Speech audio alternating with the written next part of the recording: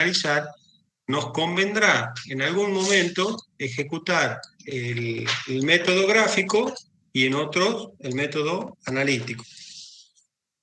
Nosotros acá en la teoría vamos a ver el fundamento de ambos. Entonces, ¿qué es lo que ocurre? Vamos a ver. Yo tengo una barra, ¿sí? Y yo digo una barra. En general, otros libros, para que vean que no es la única forma, otros libros hablan de un eje X, un eje Y, para definir un plano XY, y simplemente ponen dos fuerzas, una más grande que otra, así arrancan, separadas una distancia E, y plantean la resultante de esta manera. Yo lo voy a plantear como una barra para que ustedes vean qué fácil, digamos, que puede llegar a ser este método. Yo digo una barra, una fuerza F1, y acá otra vez una fuerza vertical, por supuesto, no me salió tan vertical como corresponde. Vamos a tratar de mejorar.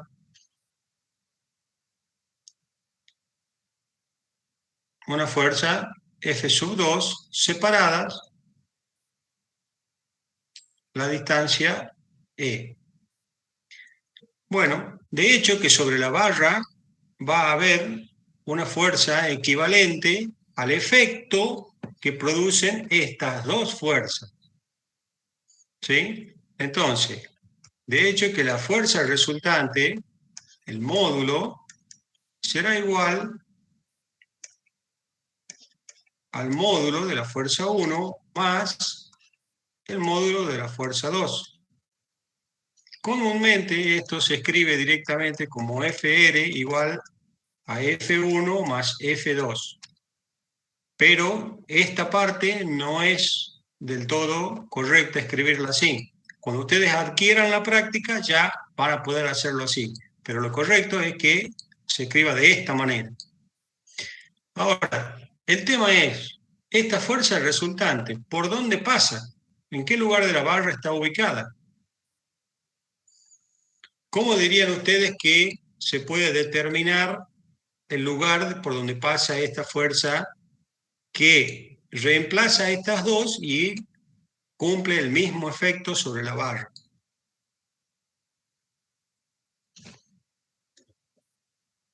¿Qué dirían ustedes? ¿Por dónde pasa?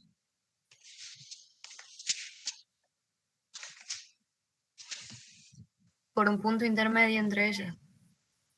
Por un punto intermedio. ¿Y qué te da la sensación de que pasa por un punto intermedio?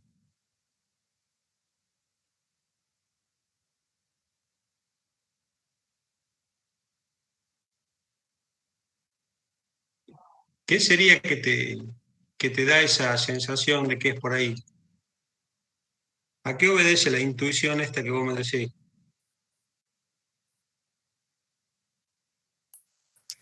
Que como que se cancelan los momentos, digamos. Pero uno Bien, en un vamos. sentido y el otro en el otro sentido, entonces lo puedo representar con una fuerza que esté más cerca o de una o de la otra, o sea, más cerca de en realidad de la que tenga el momento, el que genere el mayor momento. Bueno, vas por el buen camino. Esto, que es un poco correcto, no es un poco correcto, es correcto, pero, digamos, la forma de demostrar esto, hay muchas maneras, ustedes lo van a ver que según la bibliografía van a encontrar 3 o 4 formas. Bueno, yo lo que voy a hacer este sistema es como hice cuando desplazamos fuerzas. Voy a hacer el mismo principio. Voy a sumar, fíjense, una fuerza que le voy a llamar Fr, y también le voy a restar al sistema una fuerza F sub R. Tal es así que yo sumo y resto la misma Fr y me tiene que dar 0, ¿verdad? Pero como en el estado final, yo lo que necesito es F sub R, y no la necesito ni a F1, ni a F2, ni a este Fr que está subiendo, tengo que ver cuál es el efecto que me producen, como dijo la compañera, F2 y F1 en el punto donde está ubicada la resultante. Entonces la suma de los efectos que producen F2, F1, tiene que ser igual al efecto este.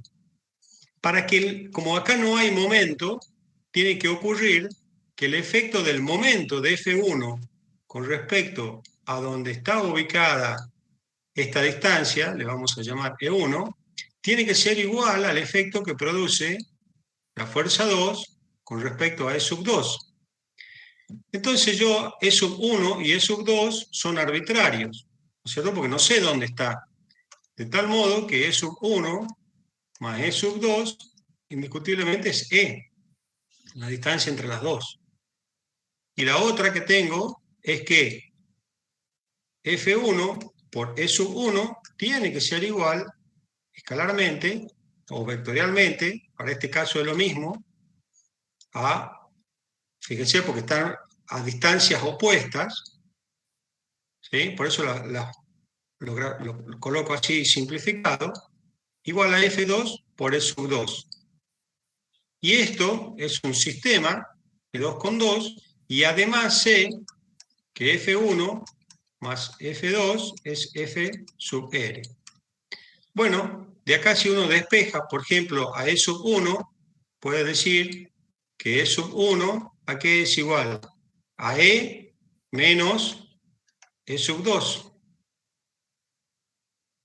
Puede reemplazar en la otra, ¿sí? ¿Y qué coloca?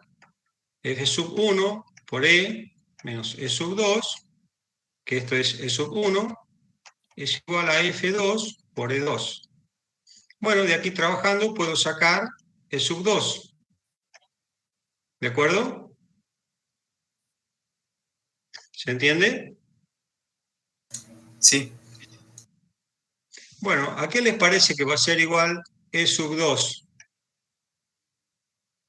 A ver, ¿quién me dicta acá? Que alguien trabaje y me diga a qué resulta. F1 por E. A ver, igual a F1 por E. Dividido en F1 más F2. A ver el resto de los compañeros.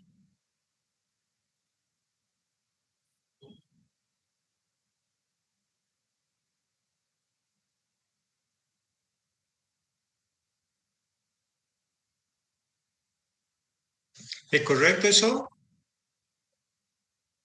¿Le damos la promoción a la compañera?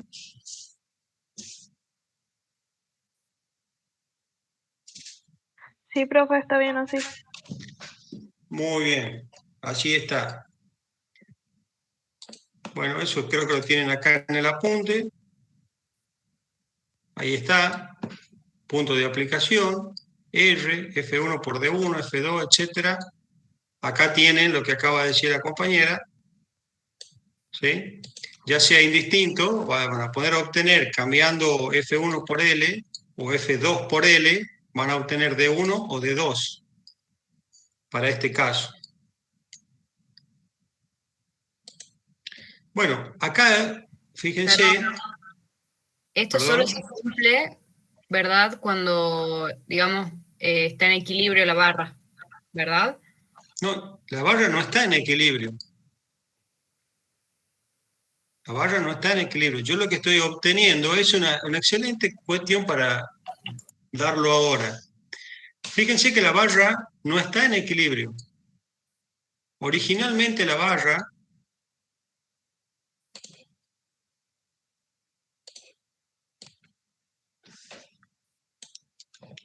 fíjense que originalmente la barra está sometida, yo no hablé de equilibrio todavía, está ahí sometida a una fuerza F1 y a una fuerza F sub 2.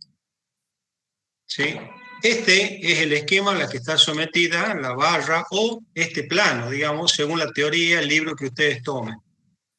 Acuérdense que yo por una cuestión de didáctica les pongo una barra, pero podría haberlo puesto en el aire y decir, la pregunta podría ser, determine la fuerza resultante de este sistema de fuerzas y no ponerle ninguna barra. Ustedes tendrían que encontrar, ¿sí?, la fuerza resultante que aplica al sistema de fuerzas F1 y F2. Yo, por una cuestión de que a veces resulta más práctico llevarlo a la vida física, material, digamos, a estos ejemplos que son abstractos, les puse la barra. Y además le apliqué el traslado de fuerza.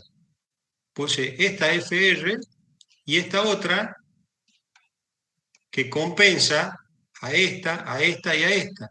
Entonces me queda el sistema equivalente de esta forma. Una FR aplicada en un punto que es distinto a F1 y a F2 original, pero que producen el mismo efecto sobre la barra. La barra, estando ahí en el aire, digamos, y aplicada una fuerza, seguramente va a sufrir una aceleración que finalmente la va a terminar moviendo la barra. Aquí la barra no está en equilibrio, la barra se puede desplazar. Eso quiero que quede claro, ¿sí? Porque yo no le puse fuerzas que compensen.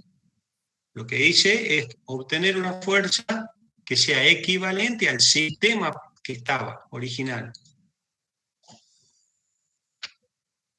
¿Se entendió? Sí, es que me salió la duda porque habíamos escrito que, digamos, el momento F1 por distancia 1 era igual a la fuerza 2 por la distancia 2 y no había entendido de dónde venía eso. Bueno, se lo puedo hacer más complicado para que usted pueda entender de dónde sale. ¿No? Que me resistía. Yo tenía una fuerza F1 y una fuerza F2. Entonces yo podía haber desplazado F1 al punto es 1 y aplicar una primera etapa, ¿verdad?, de F resultante de 1 y F resultante de 1. Y anular esto y esto, como vimos la vez pasada. Y a esto aplicarle un momento que va así. Este momento sería F1 por E1. Y esto sería equivalente en una primera etapa a F resultante de 1 más este momento que es F1 por E1 y todavía me quedaría acá F2. Para una segunda etapa, vos fijate que ahora F2 está del lado contrario a donde estaba F1. Hago lo mismo y ¿qué hago? Desplazo a F2 para aquí, pongo a F2 aplicado acá y con esta distancia E2 pues saco F2 y ¿qué tengo que aplicar? El momento F2 por E2. Pero como inicialmente en este sistema inicial no había, el momento era 0, para que siga cumpliendo que el momento es 0, la única forma es que F1 por E1 sea igual a F2 por E2. Y en el punto de aplicación va a resultar que FR resultante será la suma, porque es el vector F2 que está acá, más el que el desplacé en la primera etapa. F2 más F1. ¿Sí? Sí, perfecto. Me había mezclado el equilibrio con que no haya momento. Bueno, es que es un planteo de equilibrio, pero del sistema, no de la barra. Bien. Correcto.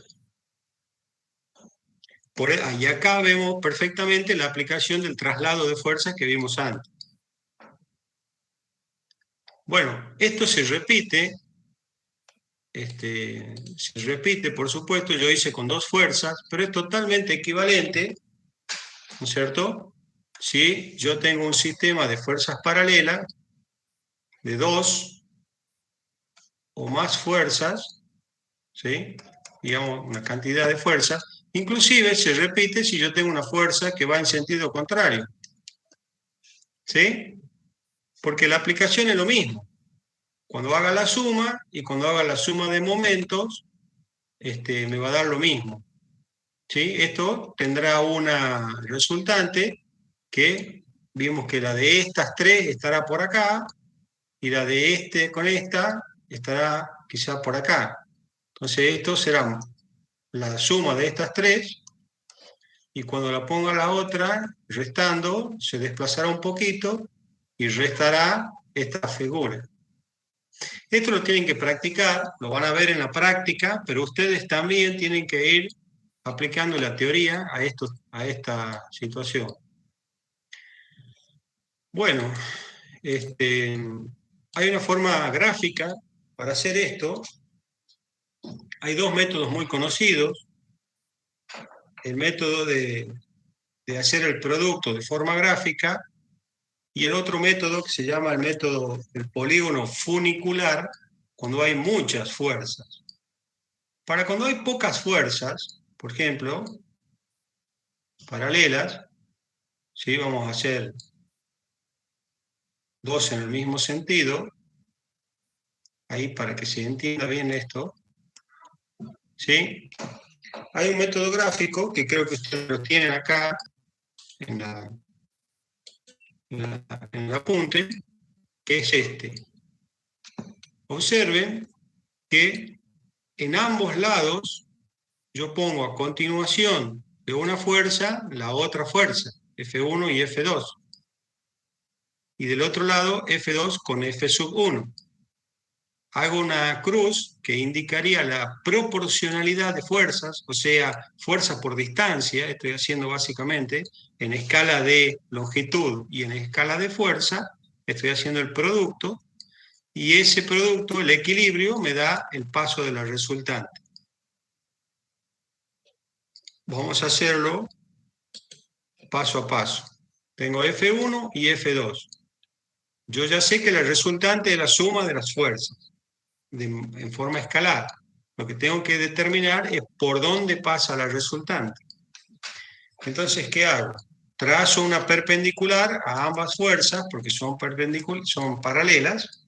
Trazo una perpendicular, ya sea que esta fuera mi barra del problema, o sea, un enunciado, como les había comentado antes, en un plano XY, tengo un sistema de fuerzas paralelas y determine usted la resultante. ¿Qué voy a hacer si tengo un enunciado de esta forma? Bueno, tengo las direcciones y ¿qué hago? Busco una horizontal en donde ambas sean perpendiculares. Entonces, ¿qué hago?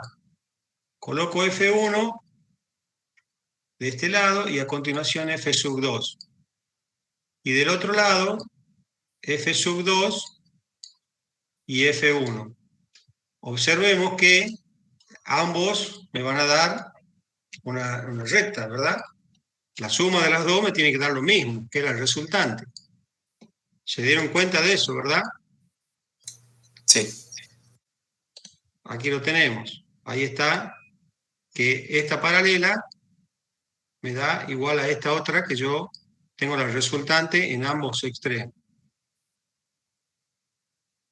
Bueno, entonces hago el producto, ¿cómo hago? Hago uniendo este valor con el final del otro y este valor con el final del otro. Entonces, fíjense, acá pasa la resultante. Que es lo que está puesto en la punta. ¿Sí? Fíjense que siempre se inclina hacia el lado de la fuerza más grande. Acá está inclinado hacia la derecha, en el ejemplo del apunte, y acá, digamos, en el ejemplo que hemos desarrollado, está hacia la izquierda, porque F1 es mucho más grande que F sub 2. Bueno, esto ustedes lo pueden hacer con varias fuerzas. Por ejemplo, lo van usando de dos en dos. Tengo un F1, vamos a hacer así, F2, y supongamos que acá hay una F3. Bueno, lo hago el procedimiento para estas dos, trazo otra, pongo la resultante de estas dos, pongo este acá, hago así, hago estas dos y vuelve a pasar. Y así lo pueden ir haciendo, resolviendo de a pares. ¿Comprenden?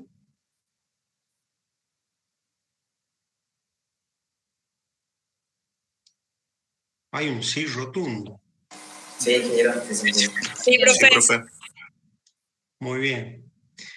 Imagínense que esto también es aplicable, vamos a verlo, a la resta. Por eso hay que estudiarla bien a la metodología, porque en la resta nosotros tenemos que ser prolijos. Acá tengo f sub 1 y acá tengo f sub 2. Siempre paralelos, ¿no?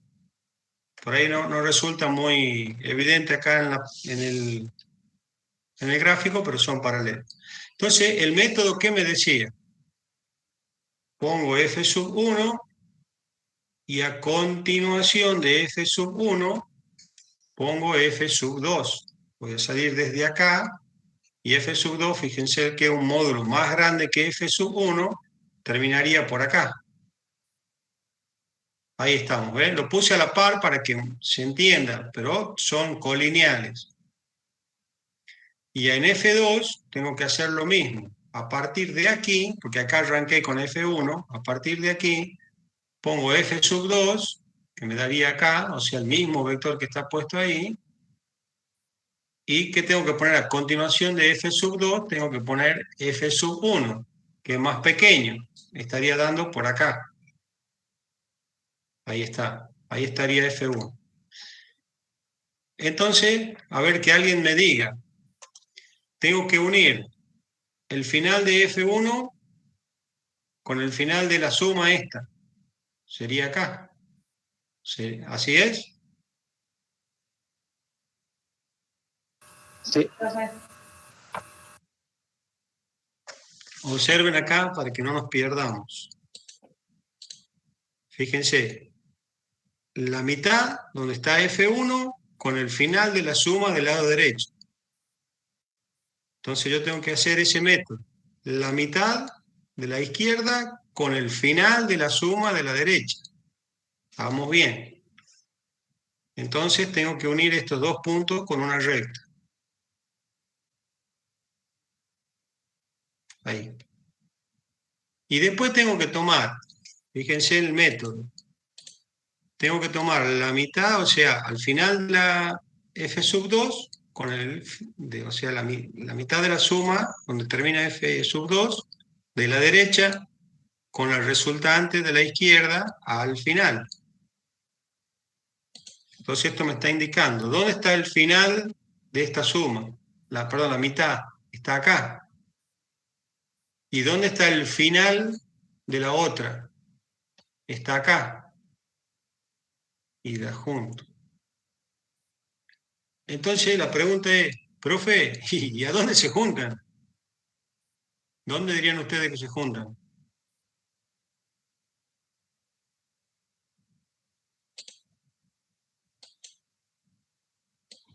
Hacia la derecha, prolongando. Muy bien. ¿Qué me está dando? Por acá pasa la resultante. ¿Y a cuánto equivale? Y en este caso, como f sub 2 es más grande, va a ser este valor, que será modularmente, la f resultante será f2 menos f1. ¿Sí? ¿Por qué? Porque va hacia arriba. Yo ya puse acá el sentido. Por eso no le puse signo a esto. ¿Mm? Bueno. Bien. Vamos a ver esto practíquenlo, digamos, todo esto va a estar en las prácticas, pero ustedes practiquen las distintas alternativas. Esto es el método gráfico, ¿no es cierto?, de ir sumando de 2 en 2, lo cual, si hay muchas fuerzas, y se hace muy engorroso. Y al hacerse engorroso gráficamente, lo que termina ocurriendo es que me puedo equivocar. ¿Sí? Imagínense 5 fuerzas. Si vamos a poner un sistema, ahora lo vamos a encarar de esta forma, para no usar la barrita. Imaginémonos un sistema de fuerza paralelos en el plano, donde yo tenga uno. Fíjense que lo voy a poner en cualquier orden. Y le voy a poner una para arriba, si no siempre estamos sumando. Y vemos así. Un sistema de fuerza paralelos en un plano, y quiero saber cuál es la fuerza resultante de este sistema y por dónde pasa con respecto al origen. Si tenemos que hacer entonces, con el método anterior, tenemos que buscar las perpendiculares de estas fuerzas, ¿sí? Tenemos que hacer la suma, ir de a pares, entonces tengo que hacer el método ¿cuántas veces? 1 para este par, después otra vez este par con esta fuerza, ya son 2 veces el método, y después esta resultante de estas 3 con esta otra F sub 4, y tengo que aplicar 1, 2, 3 veces el método. ¿Sí? Si hay más fuerza, tengo que seguir así y resulta incómodo. Entonces hay un método que se llama el método del funicular. ¿En qué consiste? Sabemos que la fuerza resultante, el módulo de la fuerza resultante, será igual a la suma de los módulos de F sub i. Entonces yo, como son paralelas, pongo una a continuación de la otra, todas las fuerzas en una vertical. ¿Sí? Tomo una vertical, o sea, tengo que tomar no una vertical, sino un eje arbitrario, para ser preciso, tengo que tomar un eje arbitrario paralelo a la dirección de todas las fuerzas. Este eje arbitrario es paralelo al sistema de fuerzas que yo tengo. Y en este sistema empiezo a colocar la suma de estas fuerzas. Entonces acá tendré a F sub 1, a continuación F sub 2,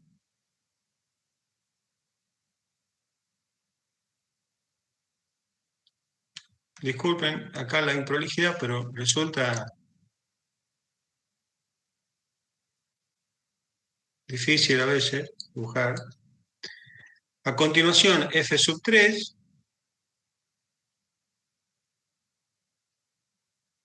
y fíjense, la voy a poner de otro color para que la veamos bien, F sub 4. Al final de F sub 3, a F, si bien está en la misma recta, a fines de poder identificarla, la pongo a la par, F sub 4. ¿Sí? La resultante, el módulo de la resultante, va a tener esta suma, el resultado de la suma, que va de aquí hasta acá.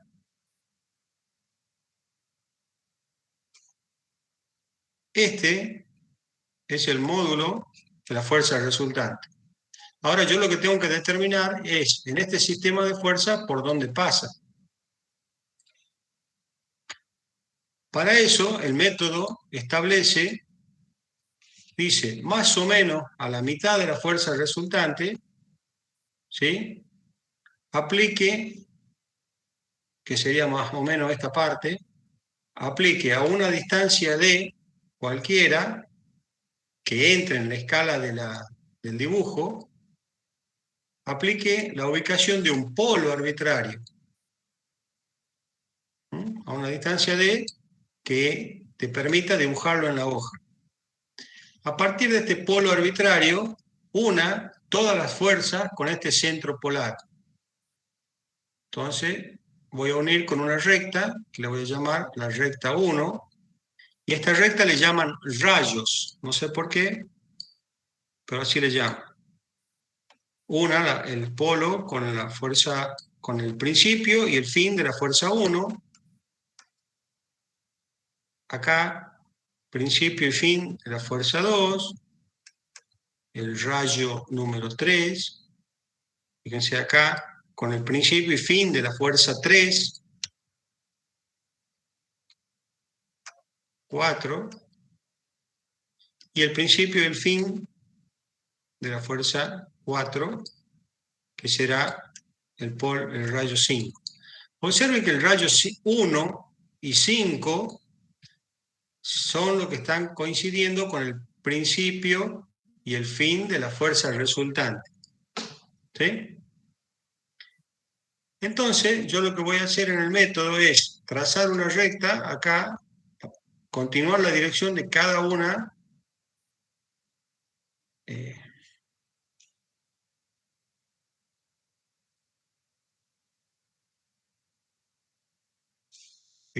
de estas fuerzas, que todas van a ser paralelas, y en la dirección de cada una de las fuerzas, respetando la distancia relativa que hay entre cada una.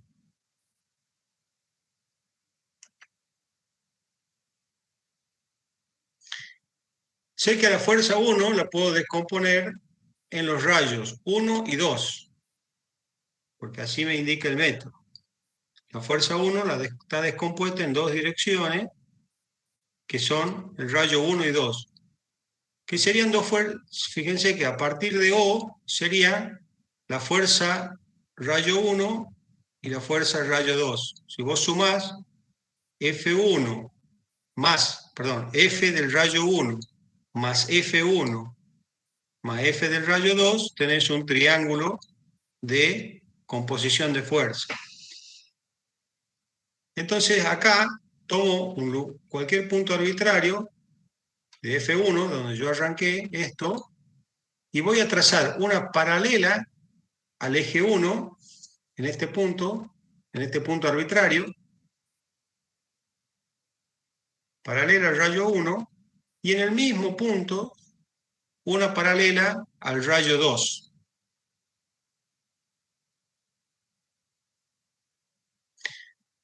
Fíjense que F1 está descompuesta en el rayo 1 y en el rayo 2. Rayo 1 y el rayo 2. F sub 2 está descompuesta en el rayo 2 y el rayo 3. Entonces, donde el rayo 2 toca a la dirección de la fuerza 2, ahí coloco una paralela al rayo 3.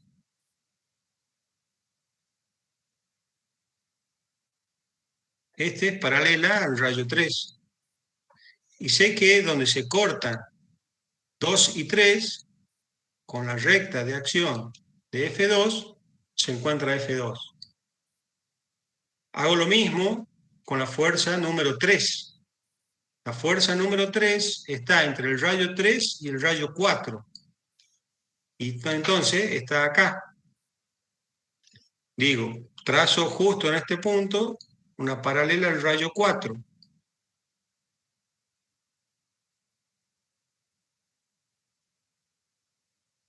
Y así, de nuevo,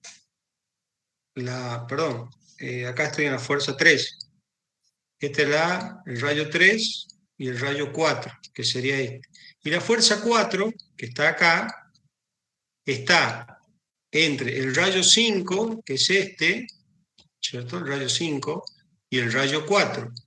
Entonces, acá en 5 tengo que trazar una paralela al rayo número 5, porque ya tengo el 4.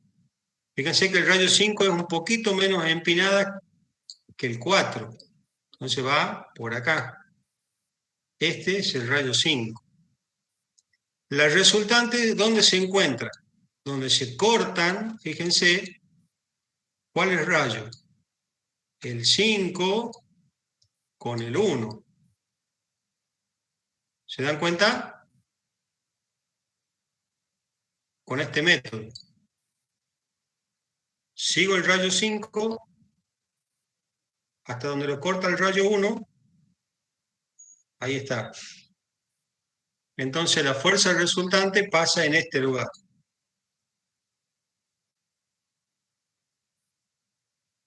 ¿Sí? Bueno, el polígono funicular es muy bueno cuando ustedes tienen muchas fuerzas paralelas. Y el otro método de los momentos está más cuando tienen pocas fuerzas. Ingeniero, Sí, este método únicamente sirve cuando las fuerzas son paralelas entre sí. únicamente cuando las fuerzas son paralelas. Sí, así es. A ver, les doy algo que está fuera del curso para que hagamos una línea divisoria en conceptos. El polígono funicular es muy utilizado para los cálculos gráficos y te da directamente, si lo usas bien, el diagrama de corte, momento, flector y normal. Ya vamos a hablar de eso, pero les adelanto al caballero que preguntó, y el que no lo entiende no importa, porque está fuera del programa, digamos, ¿no? Pero vamos a suponer una pieza cualquiera y de cualquier forma. Vamos a ver esto que parece un destapacorcho, o destapa de botella de cerveza. Y ahí le están aplicando fuerzas en distintas direcciones. Vamos a hacer 3 por la duda. Fíjense que yo esto lo puedo descomponer primero en componentes que me ayuden, ya sean normales o tangenciales. Entonces yo, fíjense que voy a definir este eje que me resulta conveniente como el eje tangencial a toda esta línea y una perpendicular a este como un esfuerzo normal. Y a cada una de estas fuerzas la voy a descomponer en una fuerza F1 tangencial, acá también en una F2 tangencial, en una componente F3 tangencial, y aprovechando esto va a tener, perdón, me equivoqué, F1 en el sentido normal, me equivoqué acá, discúlpenme, normal, normal y normal, y con respecto al eje tangencial voy a tener F1 tangencial y así. Esta otra será para acá y esta otra será para acá. Entonces este sistema yo lo he transformado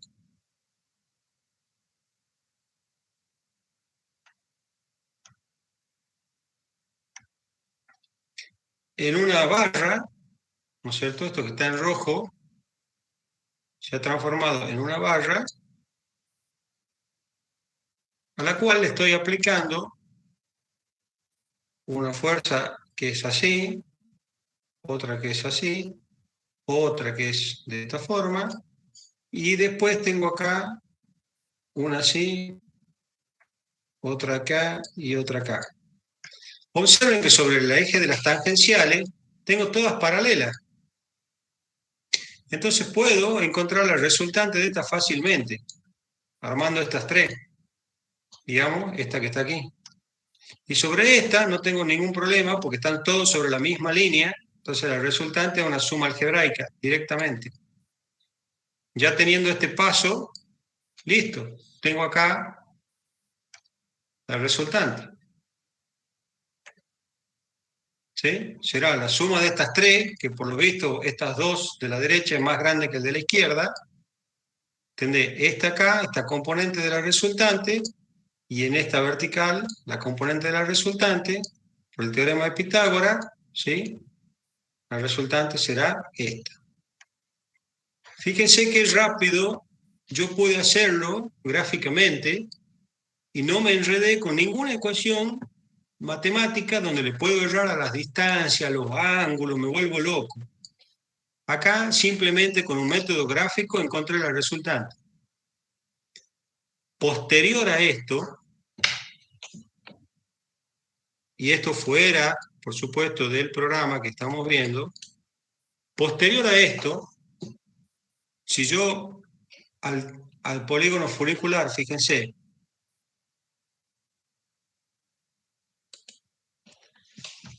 le hago este diagrama junto, la barra supongamos que esté acá,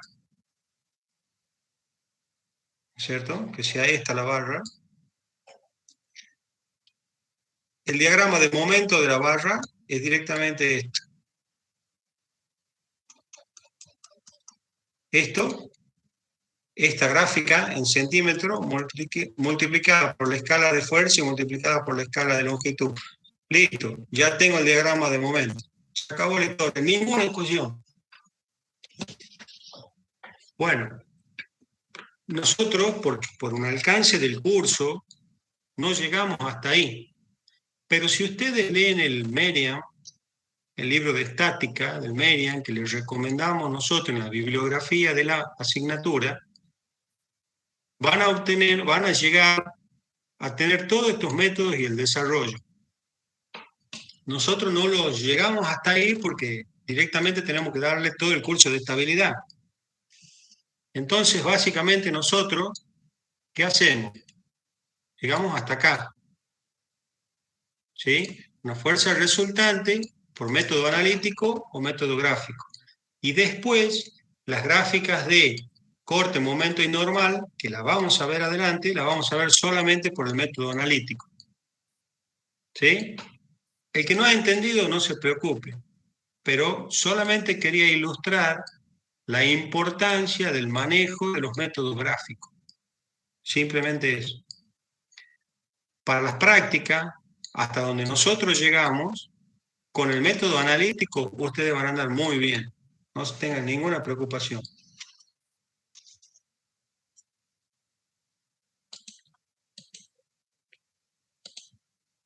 Bien.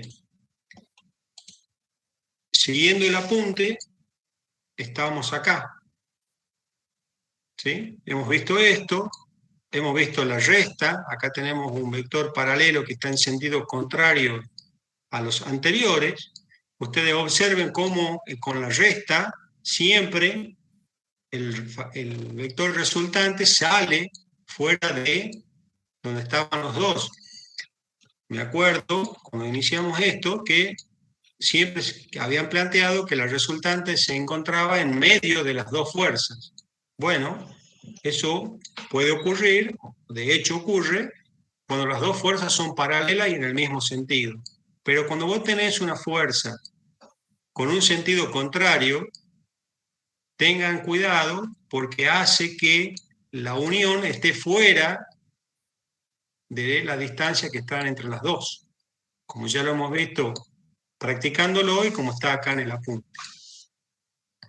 Bueno, también, para no quedar fuera, está el método funicular, que es este que sigue acá, el polígono funicular, y acá está descrito el desarrollo de los polos y cómo obtener los rayos y las resultantes. ¿Sí? Bueno, acá termina esta parte de obtener la resultante de fuerzas que están representadas con un vector y son fuerzas que aplican de forma directa sobre un cuerpo o un sistema de fuerzas. Sin embargo, existe este tipo de fuerzas que hemos visto al principio, que le hemos prestado poca atención y ahora vamos a introducirnos en esto, que son las fuerzas de presión o las fuerzas distribuidas. Que está lejos. Estas. ¿Qué pasa cuando tenemos esto? Bueno, ¿cómo estamos hasta acá? Medio cansado ya me imagino.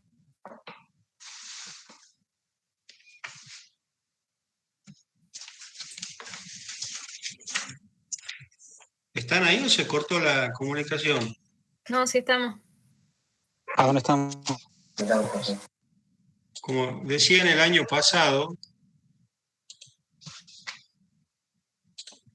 acá me voy a poner un ratito, como decía en el año pasado, esto más que clase parecían clases de espiritismo, ¿no? ¿Se acuerdan de los memes y de las bromas que había con respecto a eso? Ahí están, me escuchan, parecía clase de espiritismo y no de una clase de una universidad. Pero me imagino que están cansados ya un poco. Sí, lo recuerdo. Sí, profe. Bueno, nos quedan unos 20 minutos. En esos 20 minutos quiero darle el fundamento de la resultante, cómo obtener la resultante de una carga distribuida.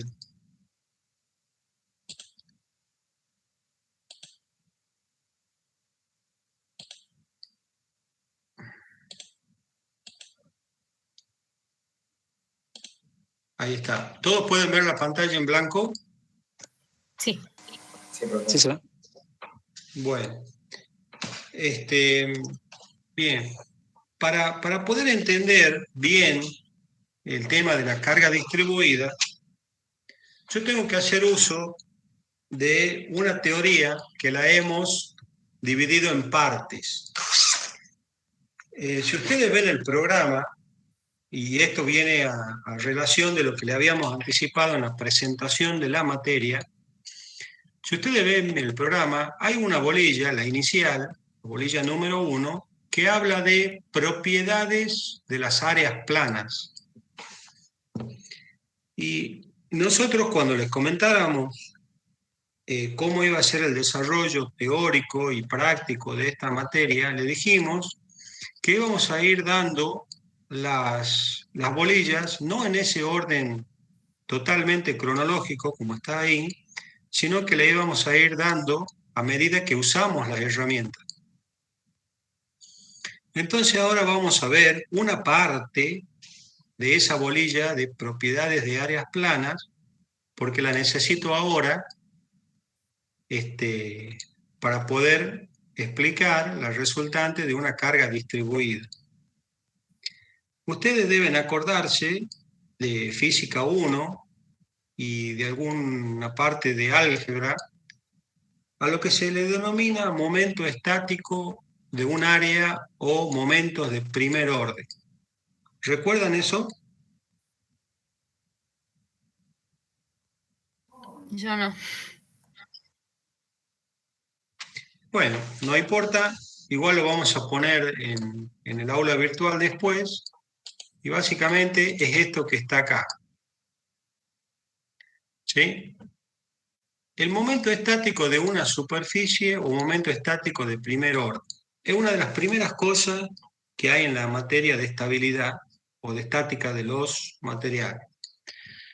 Y vamos a leer textual. Dice, se llama momento estático o de primer orden de una superficie plana, o sea, de una superficie que está en el plano, respecto a un eje del mismo plano, al producto del valor de la superficie de la figura considerada por la distancia de su centro de gravedad al eje dado. Bueno, ahí hay un montón de enredo.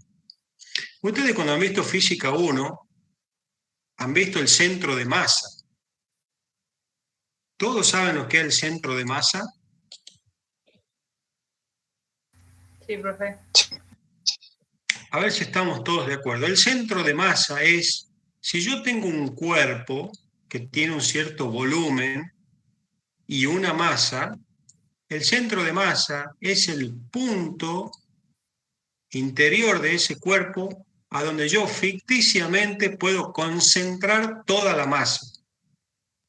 ¿Eso es correcto? Sí. Si esa masa tuviera un volumen con la forma de una esfera, ¿cuál sería el centro de masa? El centro de la esfera. El centro de la esfera. Muchas gracias. Ahora, imaginémonos que a esa esfera, ¿no es cierto?, yo la veo desde un solo punto de vista en dos dimensiones. ¿Qué estaría viendo yo si veo una esfera, pero desde el punto de vista del plano, en 2 dimensiones? Un círculo. Correcto. A ver, vamos a ver esto para poderlo entender mucho más fácil. Yo tengo un eje, que es el que nosotros conocemos, en 3 dimensiones. Y acá puedo representar una esfera que va a tener un radio R y un volumen. ¿Sí? De donde yo la mire, voy a tener el mismo círculo. ¿Sí? Entonces, si a esto yo lo proyecto en el plano XY, voy a tener un área también con el mismo radio. Y si yo lo proyecto a esto sobre el plano XZ, también voy a tener acá, ¿sí?, un círculo de radio R, y acá también voy a tener un área, ¿sí?, de radio R en el plano IZ. Yo dije que el centro de masa es el origen o el centro de esta esfera.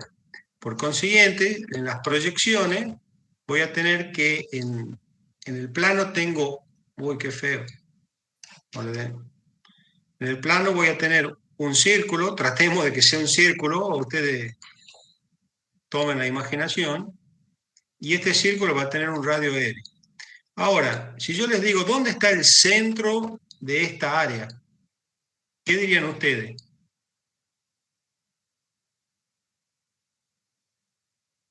¿Dónde se encuentra?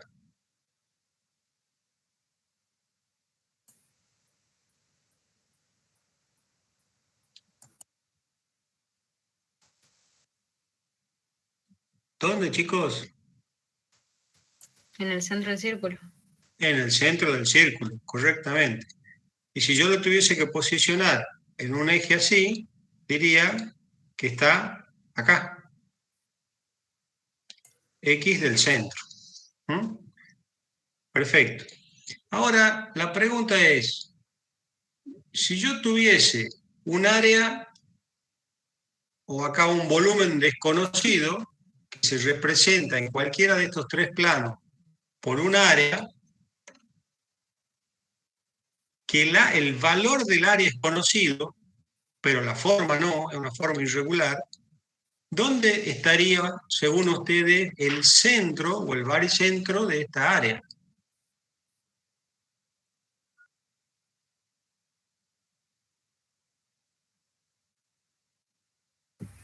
Donde haya mayor masa.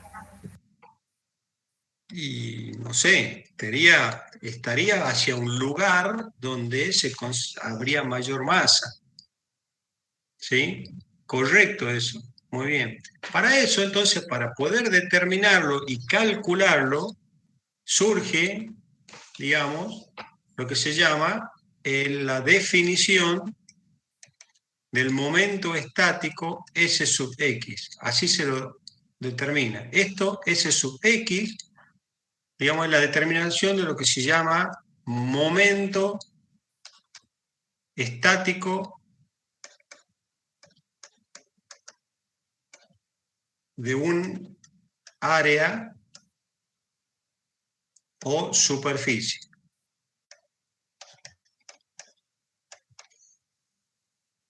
Entonces el momento estático del área, S sub X, es igual al valor del área multiplicado escalarmente por la distancia que hay desde el baricentro del área al eje de dicho centro. ¿Qué es esto? Yo voy a tomar un eje cualquiera, arbitrario, y voy a determinar, voy a suponer que acá está el baricentro de esta área arbitraria y esta distancia perpendicular a ese baricentro con ese eje X es la distancia que yo tengo que tomar para esta definición. O sea, que dada un área que intrínsecamente tiene un centro de área o baricentro, pero que inicialmente no sé dónde está, lo supongo que está acá, defino al momento estático de esta área como el producto del área por la distancia que hay desde el baricentro hasta un eje cualquiera, que es el cual yo le quiero determinar. Entonces la pregunta es, una pregunta de examen acá es, ¿cuántos ejes hay para determinar un baricentro? La respuesta es infinita, porque el eje es arbitrario y yo esta definición de momento estático la hago con relación a ese eje arbitrario. Esto es como definición. Ahora tenemos que aprender a usar la definición. Esa definición es la que está dada acá. Un área cualquiera, el baricentro, la distancia hacia un eje cualquiera. Yo lo explico por paso. Lo vuelvo a explicar, o sea, lo vuelvo a enunciar en realidad, porque como es una definición hay que enunciarla. Entonces, vamos a repetir lo que es la definición del momento estático.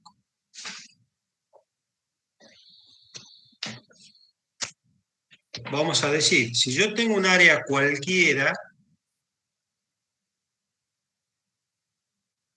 el hago es profeso bien irregular, asumo un centro o un baricentro de esta área, o sea, donde yo puedo concentrar toda el área. El producto del valor del área por la distancia que hay desde el baricentro este del área hacia un eje cualquiera, se define como el momento estático del área, de A por D.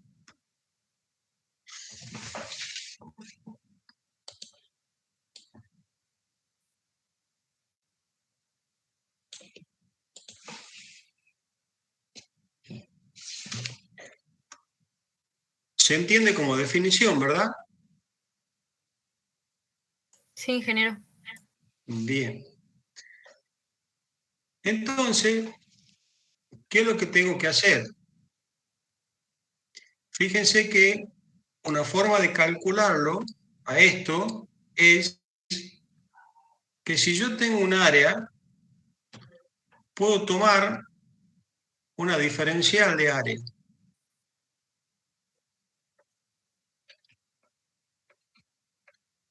Como esta diferencial de área va a valer d sub i por esta distancia x,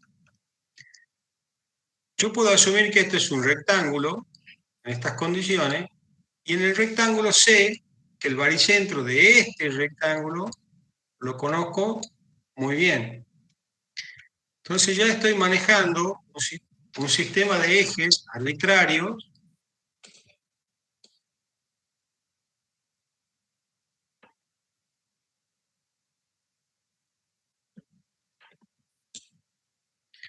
estoy manejando un sistema de eje arbitrario. Por comodidad lo voy a manejar un sistema ortogonal a mi conveniencia, x sub i,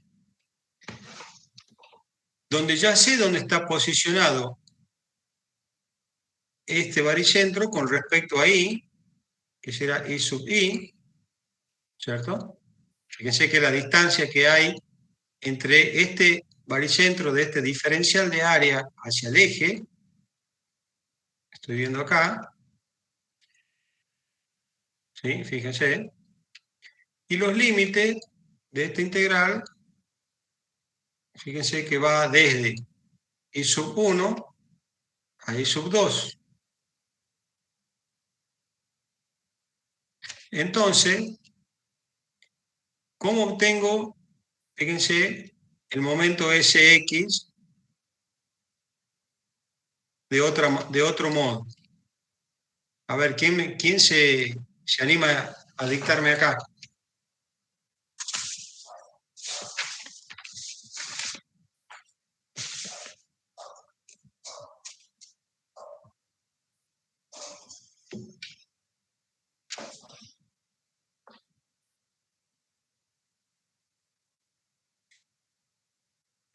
Bueno, nadie se anima. El momento estático de acá, ¿cuánto vale? La distancia I, que ya sabemos, I sub I, por este diferencial de área. Ese sería el momento estático de qué cosa? De la diferencial del área. Entonces lo único que tengo que hacer, ¿qué es? Integrar en todo el área a I sub I por dA, y esto entre I sub 1 e I sub 2. Entonces, también se puede calcular esto con esta integral. Y esta integral no es otra cosa que el área total por la distancia que hay entre el baricentro y el eje. Observen esta ecuación, y esta ecuación es conocida como el teorema de Varignon. ¿Por qué? Porque yo puedo determinar de esta ecuación, con la definición del momento estático, cuánto vale la distancia del baricentro, o sea, esa distancia que yo la denomino como I sub G, o sea, a esta distancia que es igual a I sub G, la distancia que hay desde un eje arbitrario hasta el baricentro del área. Entonces esta distancia de I sub G en este caso será igual, fíjense, a la integral entre I sub 1 e I sub 2 de I sub I por dA, dividido ¿en qué cosa? En toda el área. De este modo, yo puedo calcular cuál es la posición de I sub G. Esta es la aplicación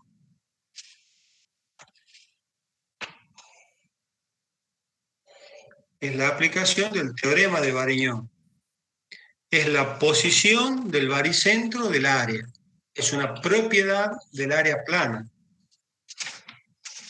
Cuando ustedes quieren saber el de una masa, ¿qué hacen? Plantean la misma ecuación para las tres proyecciones de los planos. ¿Y obtienen qué cosa? Y sub G, lo mismo es X sub G.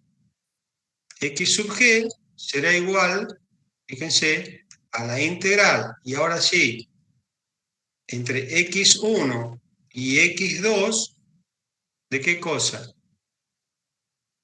De x sub I por dA sobre el área. ¿Qué hice? Vamos a verlo en esta gráfica. Tengo esta distancia, que será x sub I, y la integro entre ¿qué? Entre x sub 1 y x sub 2. ¿Verdad? De x sub I. ¿Y cuánto es de A ahora para esta integral? Esta es la integral de A. Entonces fíjense que el valor es xi por dA. ¿Sí? X sub I por dA en toda esta área. Entonces fíjense que yo aplico la definición para el área en esta dirección y después la aplico para esta otra dirección. Y así obtengo el valor de x sub g. De ese modo, yo puedo obtener el par de coordenadas x sub g y sub g de cualquier área plana si conozco la función del contorno. ¿Se dan cuenta? Sí. Sí, profe. Bueno, esto debieran recordarlo de física 1, porque es algo que se ve en Física 1, cuando ven centroide de las áreas o centroide de las masas. Eso seguramente ustedes lo saben. Si no, igual yo les subo esta teoría en el aula virtual. Mañana temprano les subo para que ustedes lo tengan. Bueno, ¿qué relación tiene esto? Anótenla a esta ecuación. Fíjense, integral de I por dA sobre el área.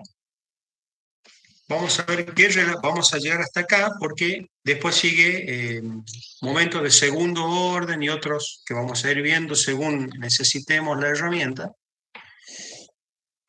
Y ahora vamos a ver cómo aplicamos esto. Bueno, la primera aplicación de esto es obtener el área, el baricentro de distintas figuras. ¿Sí? Por ejemplo, fíjense acá.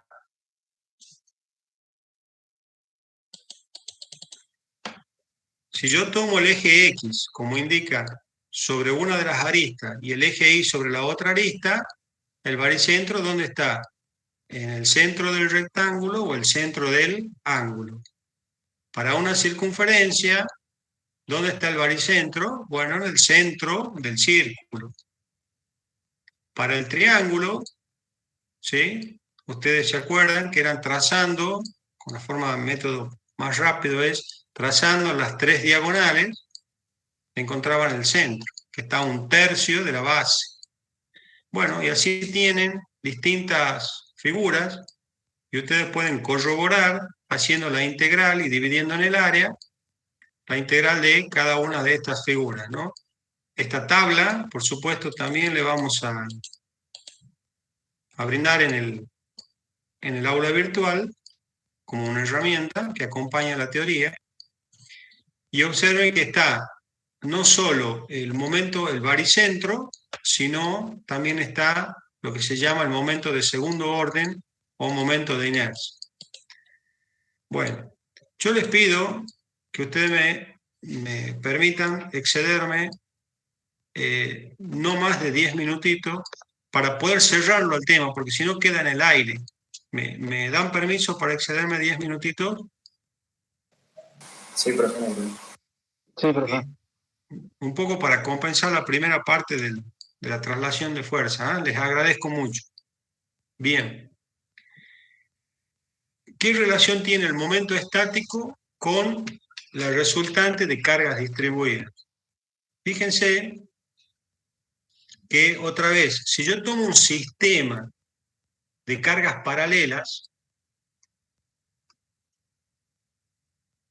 verticales, tratemos de que imaginarnos,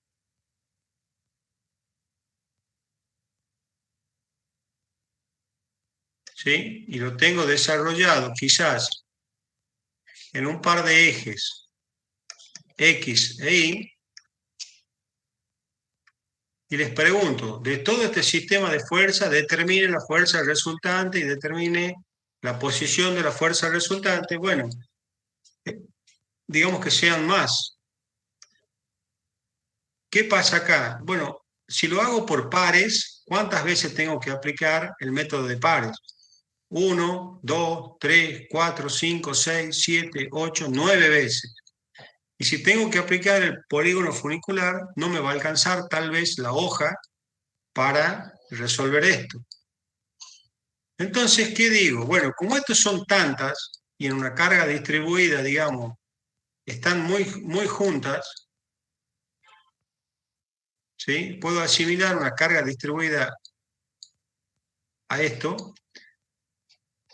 Esto se transforma en una función de carga, ¿sí? Ahí, como una función de X, ¿sí? Como una función de carga. Y eso es lo que es una carga distribuida, ¿sí? Básicamente, una carga distribuida es plantear sobre la pieza entre una posición X1 y X2 una carga de fuerza de forma casi continua, debido a que las fuerzas están muy juntas unas con otras. Por ejemplo, ¿qué tipo de cargas son estas? Bueno, la carga de los líquidos, las cargas que produce el viento, ¿sí? Las cargas que produce, por ejemplo, un bloque sobre una superficie, como la presión, la nieve sobre un techo. Se imaginan más o menos que es una carga que, si vos la querés desmenuzar a una por una, es prácticamente infinita. Entonces se asume que esto, digamos, es una carga Q, ¿sí? La función en función de X. Que yo, para cualquier posición Y, digamos, una posición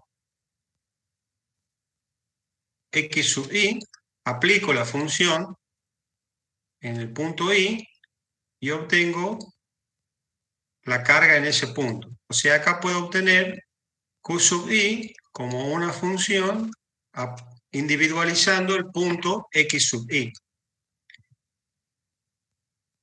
Entonces me dicen, la resultante, ¿por dónde, cuánto vale? En principio, si asumimos que en el sistema que teníamos de cargas paralelas, ustedes recuerdan, decíamos que la fuerza resultante era igual a la suma de los módulos de todas las fuerzas. ¿Cómo hago acá yo para sumar todas estas fuerzas que están entre este punto y este punto? Y son todas continuas, sí, casi no puedo determinar la distancia de una con otra. Integrando. La integral, muy bien, Integrando. muy bien. Entonces, la fuerza resultante, o sea, el módulo de esta fuerza resultante, va a ser igual a qué cosa? A la integral de Q sub I, ¿verdad? Por dx con I igual desde x1 a x2.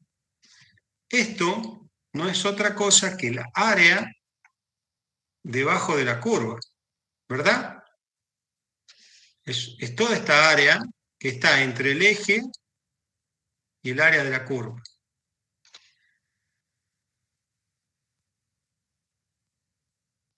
Bien.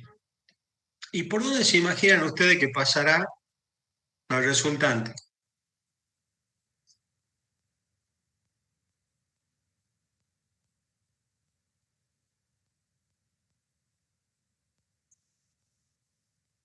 ¿Quién me dice por dónde se imaginan por dónde pasará la resultante? Sería por el baricentro, profesor. Pasaría por el baricentro del área, porque es el punto donde yo puedo concentrar a esa área. O sea, que lo que me queda buscar acá, ¿qué es? El valor de lo que sería xg del área. ¿Cómo encuentro x sub g del área? Ya tengo esto, que es el área. Entonces me queda por encontrar x sub g.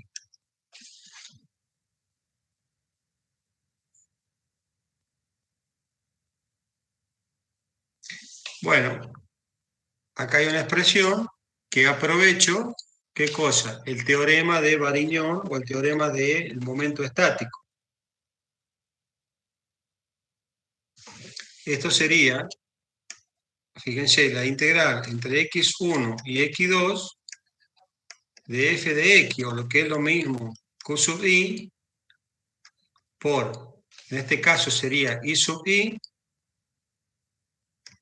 ¿sí? Por di, porque acuérdense que yo estoy buscando con respecto, perdón, lo estoy buscando con respecto de x, aquí me equivoqué, entonces estoy aplicando f de x, esto sería f de x por dx, ¿sí? ¿Por qué? Porque integré esto.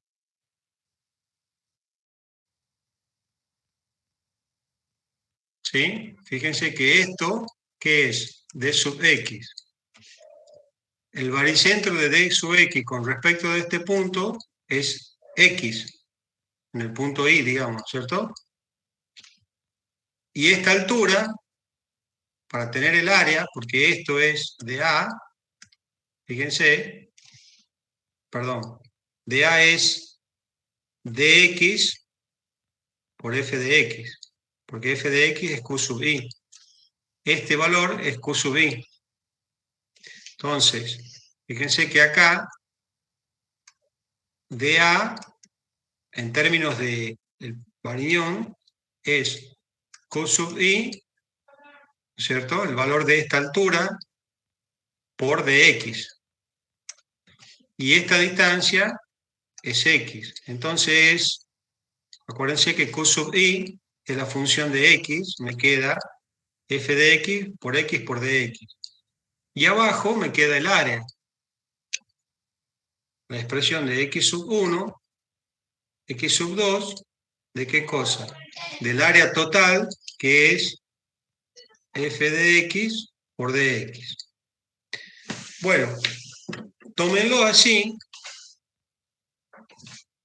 Después hacemos el ejemplo, pero para que ustedes tengan una idea muy rápida, porque lo vamos a ver el miércoles,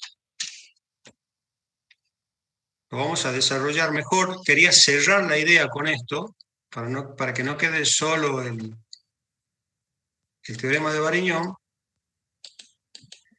Fíjense que, ¿dónde se aplica esto? Una cosa muy básica. Supongamos que yo tengo un sistema de fuerzas que tenga un área rectangular, donde f de x, o sea, donde q es igual a f de x y es igual a constante, o sea, q es igual a constante. Yo voy a tener q al inicio, q al final. ¿Cuál sería la resultante? Bueno, la resultante es el valor del área. Si esto es L, la resultante vale Q por L. ¿Y dónde estaría aplicada la resultante? En el baricentro del área. Y aquí es muy fácil, ¿no es cierto? ¿Dónde es el baricentro? Bueno, en el centro del rectángulo. Ahí, en L sobre 2. Y ahí estaría aplicada la resultante. ¿Sí? Ahí yo estoy aplicando toda esta ecuación complicada, que parece complicada como definición, pero es muy fácil de aplicar. ¿Sí? Entonces, fíjense otro ejemplo clásico, y con esto cierro. Si la carga fuese de esta índole, todas paralelas, pero f de x, o sea, q como f de x, con f de x igual a ¿qué cosa? Esta es una recta, sería a x, perdón, a una constante c por x, y acá, el valor que va acá, como sale del origen, es c. Sería c por x, donde c es la pendiente de esta recta. Bueno, ¿cuánto vale el valor de la resultante en este caso? Vale el área del triángulo, que sería Q, otra vez, la distancia L, Q por L sobre 2. ¿Y dónde estaría ubicada la resultante? En el baricentro del área. Tomo la mitad y la mitad, busco el baricentro, está acá. Resultante. ¿Dónde es esto? En L sobre 3. Y con respecto al otro extremo, 2L sobre 3. Bueno, esto lo vamos a hacer con detalle, no se preocupen. Pero quiero expresarle que toda esta parte, que era, digamos, uy, ¿con qué se come esta cosa? Bueno, se come con cubierto. Y aquí están los cubiertos, digamos. ¿Sí? Bueno, les agradezco mucho esta paciencia de estos 10 minutos, pero no quería cerrarlo al tema, y después lo desarrollamos con más paciencia la clase el día miércoles. Voy a dejar de presentar, ¿está bien? Ok, profe. Sí. Esto que hablamos de los apuntes se los voy a subir. A uno ya lo tienen ustedes.